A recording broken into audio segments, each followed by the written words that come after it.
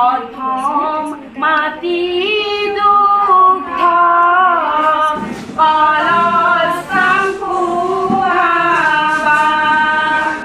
নমস্কাৰ, পুনৰবাৰ স্বাগতম জনালোঁ।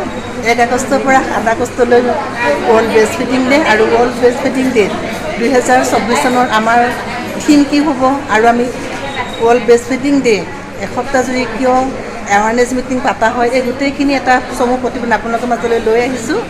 গতিকে ভিডিঅ'টো আপোনালোকে প্ৰথমৰ পৰা শেষলৈকে চাই এটা সুন্দৰ কমেণ্ট আগবঢ়ায় বুলি আশা ৰাখিলোঁ। এতিয়া আহক মই ভিডিঅ'টোৰ মাজলৈ যাওঁ। এইবাৰৰ আমাৰ ৱৰ্ল্ড ব্ৰেষ্ট ফিডিং উইকৰ থিমটো হৈছে ক্লজিং দ্য গেপ, মাতৃ দুগ্ধ পান সপ্তাহৰ IMF প্ৰিয়ৰিটি। এইটো মেইন বিষয়, ইয়াৰ ওপৰতে আমি কোৱা হ'ব, কাৰণ 63% মাত্ৰ আমাৰ এক্সক্লুচিভ ব্ৰেষ্ট ফিডিং হয় আৰু এইটো আমি এতিয়া 100% কৰিব লাগে। আৰু আমাৰ 49% মাত্ৰ ব্ৰেষ্ট ফিডিং কৰা হয়, বাকী আমাৰ ইনষ্টিটিউচন ডেলিভাৰীসকলৰ 64%। এতিয়া 100% কৰিবৰ কাৰণে আমি গাঁৱে ভূঞে আমি এইখিনি প্ৰচাৰ এৱাৰনেছ কৰি আছোঁ।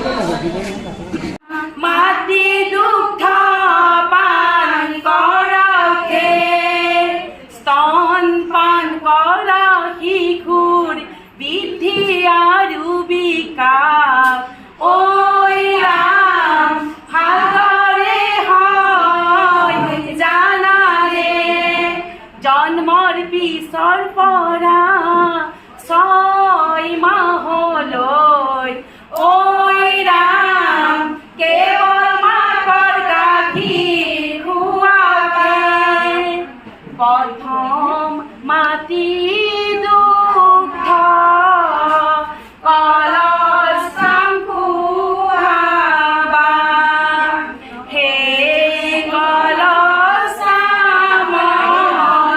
ভিটামিন প্ৰটিন থাকে। আঙুৰি লৈ নাৰীবিলাকক কিছুমান শিক্ষা দিয়াৰ ব্যৱস্থা কৰিছে, শিক্ষা দিয়াৰ উপায় অৱলম্বন কৰিছে। তেনেকুৱা ক্ষেত্ৰত আজিৰ এই অনুষ্ঠানবিলাকৰ বহুখিনি অৰিহণা আছে, অৰ্থাৎ মাইকী মানুহখিনি জানিব লাগে। অসমত প্ৰগ্ৰেম আৰম্ভ হৈছে আৰু বিশ্ব স্তনপান সপ্তাহ গোটেই ৱৰ্ল্ডতে পৃথিৱীতে। এতিয়া কথাটো আমি বিশ্ব স্তনপান সপ্তাহ কিয় আয়োজন কৰিবলগীয়া হৈছে? আগত জনা নাছিলোঁ নেকি যে মাকে কেঁচুৱাটো গাখীৰ খুৱাব লাগে? এতিয়া আকৌ স্তনপান সপ্তাহ এটা আয়োজন কৰিলে সজাগতা দিবলগীয়া হৈছে। কিয় আগতে জনা নাছিলোঁ নেকি? বাচ্চাবিলাকে গাখীৰ খোৱা নাছিল নেকি? জানিছিল নাই? আগত কেঁচুৱাবিলাকে গাখীৰ মাকৰ গাখীৰ খাইছিল নে খোৱা নাই? আগত বেছিকে খাইছিল না আজিকালি বেছিকে খায়?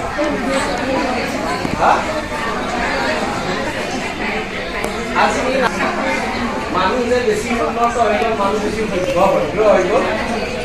কিছুমান দেশত ব্ৰেষ্টৰ চাইজটো মানে স্তনৰ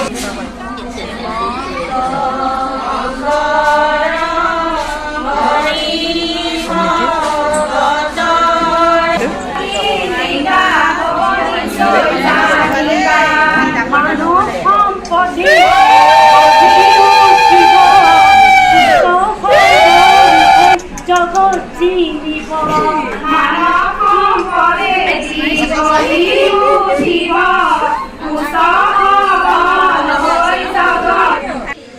নমস্কাৰ, মোৰ নাম শ্ৰী অনুপমা ৰাজখোৱা।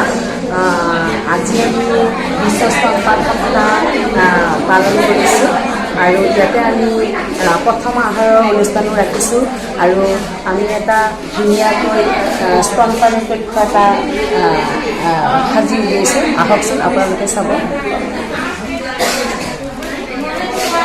এয়া স্তনপান কক্ষ, এয়া হাতেৰে বনোৱা হৈছে, এয়া ডিছত বনোৱা হৈছে।